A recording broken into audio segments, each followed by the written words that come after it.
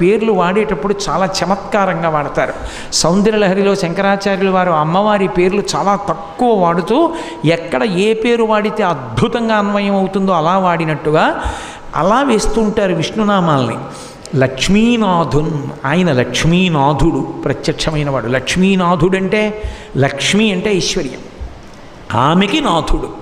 కాబట్టి ఇప్పుడు ఆయన ఏమి ఇవ్వలేడు, ఏమైనా ఇస్తాడు. ఇప్పుడు ఆయనే ప్రత్యక్షం అయ్యాడంటే అర్థం ఏమిటి? అదితి కోరిక తీరిపోతుంది.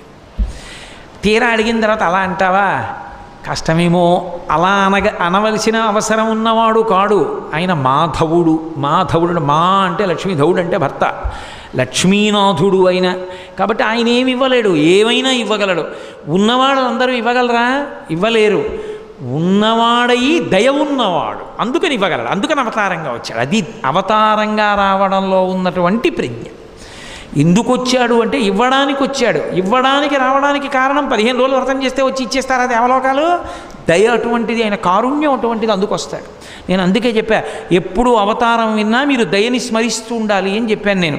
కేవలము కల్పం వలన వచ్చేయలేదు, ఆయన దయ కూడా ప్రధాన కారణమై ఉన్నది. అందుకని ఇప్పుడు ఆయన ఎదురుగుండా వచ్చి నిలబడితే అదితికి నోట మాట రాలేదు.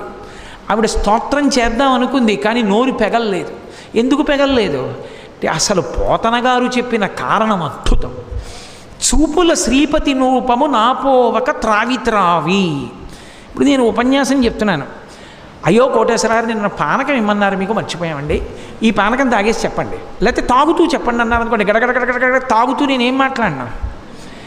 నోటితో అది తాగుతూ మాట్లాడడం సాధ్యమా? మాట్లాడలేను.